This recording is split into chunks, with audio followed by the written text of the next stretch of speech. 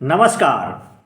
मैंने उन्हीं प्रश्नों को इस सेट में शामिल किया है जो विगत परीक्षाओं में पूछे जा चुके हैं तथा आगामी परीक्षाओं में पूछे जाने की प्रबल संभावनाएं हैं। मुझे आशा ही नहीं पूर्ण विश्वास है कि यह सेट आने वाली आगामी आरपीएफ प्रमोशन परीक्षा के लिए अति महत्वपूर्ण साबित होगा। तो चलिए मैं श्रावण कुमार शुरू करता हूं आरपीएफ प्रमोशन टेस्ट की क्वेश्चन सेट संख्या 26 के प्रश्न एवं उनके उत्तर। क्वेश्चन सेट संख्या 26 का पहला प्रश्न है, कौन ने एक सोने की अंगूठी पाई? वह किसी से पूछे बगैर सोने की अंगूठी को अपने उपयोग में लाने लगा। कौन ने किस प्रकार का अपराध किया है? इसके 4 विकल्प हैं। विकल्प क में है चोरी का, ख में है लूट का, ग में है आपराधिक दुर्विनियोग का तथा विकल्प घ में है धोखा का। इस प्रश्न का सही उत्तर है ग, अर्थात आपराधिक दुर्विनियोग का। प्रश्न संख्या 2 में है, निम्नांकित किन अपराधों में चल संपत्ति अर्थात जंगम संपत्ति का होना अनिवार्य है? इसके भी 4 विकल्प हैं। विकल्प क में है चोरी, ख में है आपराधिक दुर्विनियोग, ग में है उपरोक्त दोनों तथा विकल्प घ में है सिर्फ क। इस प्रश्न का सही उत्तर है ग, अर्थात उपरोक्त दोनों यानी चोरी और आपराधिक दुर्विनियोग में जंगम संपत्ति का होना अनिवार्य है। प्रश्न संख्या 3 में है, पर्यटन पर जाने से पहले क ख को एक गाय जिम्मे लगा जाता है कि आने के बाद वापस ले लेगा, किंतु ख उस गाय को बेच देता है। ख किस अपराध का दोषी है? इसके भी 4 विकल्प हैं। विकल्प क में है आपराधिक न्यास भंग का, ख में है आपराधिक दुर्विनियोग का, ग में है चोरी का तथा विकल्प घ में है धोखाधड़ी का। इस प्रश्न का सही उत्तर है क, अर्थात आपराधिक न्यास भंग का। प्रश्न संख्या 4 में है, भारतीय दंड संहिता 1860 की किस धारा में आपराधिक न्यास भंग को परिभाषित किया गया है, जिसकी सजा 3 वर्ष का कारावास या जुर्माना या दोनों है? इसके भी 4 विकल्प हैं। विकल्प क में है धारा 402, ख में है धारा 403, ग में है धारा 404 तथा विकल्प घ में है धारा 405। इस प्रश्न का सही उत्तर है घ, अर्थात धारा 405। प्रश्न संख्या 5 में है, आपराधिक न्यास भंग का अपराध किस प्रकार की संपत्ति के साथ किया जाता है? इसके भी 4 विकल्प हैं। विकल्प क में है केवल अचल संपत्ति के साथ, ख में है केवल चल संपत्ति के साथ, ग में है चल एवं अचल दोनों संपत्ति के साथ तथा विकल्प घ में है उपरोक्त में से किसी के साथ नहीं। इस प्रश्न का सही उत्तर है ग, अर्थात चल एवं अचल दोनों संपत्ति के साथ। प्रश्न संख्या 6 में है, भारतीय दंड संहिता 1860 की किस धारा में आपराधिक न्यास भंग के लिए दंड का उल्लेख किया गया है? इसके भी 4 विकल्प हैं। विकल्प क में है धारा 405, ख में है धारा 406, ग में है धारा 407 एवं विकल्प घ में है धारा 408। इस प्रश्न का सही उत्तर है ख, अर्थात धारा 406। प्रश्न संख्या 7 में है, जो संपत्ति चोरी, लूट, उद्यापन, आपराधिक दुर्विनियोग, आपराधिक न्यास भंग आदि से प्राप्त की गई हो, उस संपत्ति को क्या कहते हैं? इसके भी 4 विकल्प हैं। विकल्प क में है चोरी की संपत्ति, ख में है लूट की संपत्ति, ग में है उद्यापन की संपत्ति तथा विकल्प घ में है आपराधिक न्यास भंग की संपत्ति। इस प्रश्न का सही उत्तर है क। अर्थात चोरी की संपत्ति। प्रश्न संख्या 8 में है, भारतीय दंड संहिता 1860 की किस धारा में चोरी की संपत्ति को परिभाषित किया गया है? इसके भी 4 विकल्प हैं। विकल्प क में है धारा 405, ख में है धारा 406, ग में है धारा 411 तथा विकल्प घ में है धारा 410। इस प्रश्न का सही उत्तर है घ, अर्थात धारा 410। प्रश्न संख्या 9 में है, यदि चोरी की संपत्ति उस व्यक्ति के कब्जे में चली जाए जो उसका वैध मालिक हो तो उस संपत्ति के बारे में क्या कहा जाएगा? इसके भी 4 विकल्प हैं। विकल्प क में है चोरी की संपत्ति है, ख में है चोरी की संपत्ति नहीं है, ग में है लूट की संपत्ति है तथा विकल्प घ में है धोखाधड़ी की संपत्ति है। इस प्रश्न का सही उत्तर है ख, अर्थात चोरी की संपत्ति नहीं है। प्रश्न संख्या 10 में है, भारतीय दंड संहिता 1860 का वह कौन अपराध है जिसमें व्यक्ति के शरीर, मन, ख्याति, संपत्ति आदि का नुकसान होता है या होने की संभावना होती है? इसके भी 4 विकल्प हैं। विकल्प क में है डकैती, ख में है छल, ग में है लूट तथा विकल्प घ में है चोरी। इस प्रश्न का सही उत्तर है ख, अर्थात छल। प्रश्न संख्या 11 में है, भारतीय दंड संहिता 1860 की किस धारा में छल को परिभाषित किया गया है?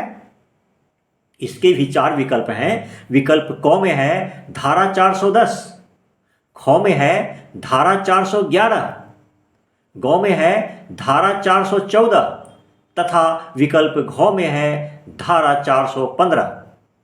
इस प्रश्न का सही उत्तर है घ, अर्थात धारा 415।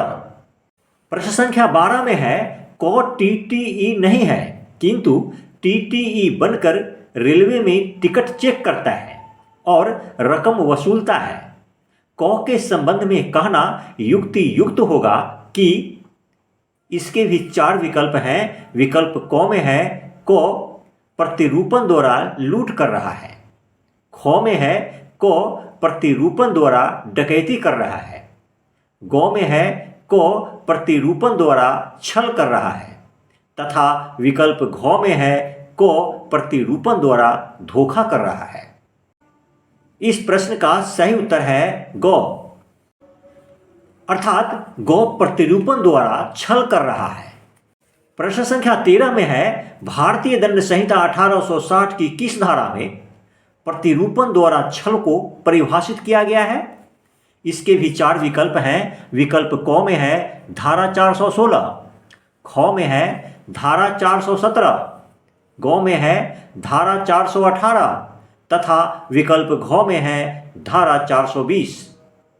इस प्रश्न का सही उत्तर है क, अर्थात धारा 416। प्रश्न संख्या 14 में है, भारतीय दंड संहिता 1860 की धारा 420 के अनुसार छल के लिए कितने दंड का प्रावधान किया गया है? इसके भी 4 विकल्प हैं। विकल्प क में है 7 वर्ष का कारावास या जुर्माना या दोनों, ख में है 10 वर्ष का कारावास या जुर्माना या दोनों, ग में है 5 वर्ष का कारावास और जुर्माना दोनों तथा विकल्प घ में है 3 वर्ष का कारावास और जुर्माना। इस प्रश्न का सही उत्तर है क, अर्थात 7 वर्ष का कारावास या जुर्माना या दोनों। प्रश्न संख्या 15 में है, भारतीय दंड संहिता 1860 के अनुसार किसी संपत्ति का नाश कर देना या उसकी उपयोगिता नष्ट कर देना या उपयोगिता में कमी कर देना क्या कहलाता है? इसके भी 4 विकल्प हैं। विकल्प क में है धोखा, ख में है छल, ग में है रिष्टि तथा विकल्प घ में है लूट। इस प्रश्न का सही उत्तर है ग, अर्थात रिष्टि। प्रश्न संख्या 16 में है, भारतीय दंड संहिता 1860 की किस धारा में रिष्टि को परिभाषित किया गया है? इसके भी 4 विकल्प हैं। विकल्प क में है धारा 423, ख में है धारा 425, ग में है धारा 427 तथा विकल्प घ में है धारा 436। इस प्रश्न का सही उत्तर है ख, अर्थात धारा 425। प्रश्न संख्या 17 में है भारतीय दंड संहिता 1860 की धारा 436 के अनुसार गृह आदि को नष्ट करने के आशय से अग्नि या विस्फोटक पदार्थ द्वारा रिष्टि करने का दंड कितना है? इसके भी 4 विकल्प हैं। विकल्प क में है आजीवन कारावास या जुर्माना, ख में है 10 वर्ष का कारावास और जुर्माना, ग में है आजीवन कारावास या 10 वर्ष का कारावास और जुर्माना भी, तथा विकल्प घ में है 7 वर्ष का कारावास और जुर्माना। इस प्रश्न का सही उत्तर है ग, अर्थात आजीवन कारावास या 10 वर्ष का कारावास और जुर्माना भी। प्रश्न संख्या 18 में है भारतीय दंड संहिता 1860 की किस धारा में क्रमशः आपराधिक अतिचार और गृह अतिचार को परिभाषित किया गया है? इसके भी 4 विकल्प हैं। विकल्प क में है धारा 441 एवं 442, ख में है धारा 441 एवं 443, ग में है धारा 442 एवं 444 तथा विकल्प घ में है धारा 444 एवं 445। इस प्रश्न का सही उत्तर है क, अर्थात धारा 441 एवं 442। प्रश्न संख्या 19 में है जो कोई सूर्यास्त के बाद और सूर्योदय से पहले छिपकर गृह अतिचार करता है उसके संबंध में यह कहा जाता है कि वह रात्रों प्रच्छन्न गृह अतिचार कर रहा है। यह भारतीय दंड संहिता 1860 की किस धारा में परिभाषित किया गया है? इसके भी 4 विकल्प हैं। विकल्प क में है धारा 442, ख में है धारा 444, ग में है धारा 445 तथा विकल्प घ में है धारा 446। इस प्रश्न का सही उत्तर है ख, अर्थात धारा 444। प्रश्न संख्या 20 में है भारतीय दंड संहिता 1860 की किस धारा में गृह भेदन को परिभाषित किया गया है? इसके भी 4 विकल्प हैं। विकल्प क में है धारा 444, ख में है धारा 445, ग में है धारा 446 तथा विकल्प घ में है धारा 447। इस प्रश्न का सही उत्तर है ख, अर्थात धारा 445। प्रश्न संख्या 21 में है गृह अतिचार के दरमियान कोई व्यक्ति कितने तरीके से गृह प्रवेश या गृह निकास करता है तब वह गृह भेदन कहलाता है? इसके भी 4 विकल्प हैं। विकल्प क में है 4, ख में है 5, ग में है 6 तथा विकल्प घ में है 7। इस प्रश्न का सही उत्तर है ग, अर्थात 6। इसी के साथ क्वेश्चन सेट संख्या 26 समाप्त करता हूं। भारतीय दंड संहिता 1860 की क्वेश्चन सेट संख्या 27 के साथ बहुत जल्द ही उपस्थित होने वाला हूं। धन्यवाद।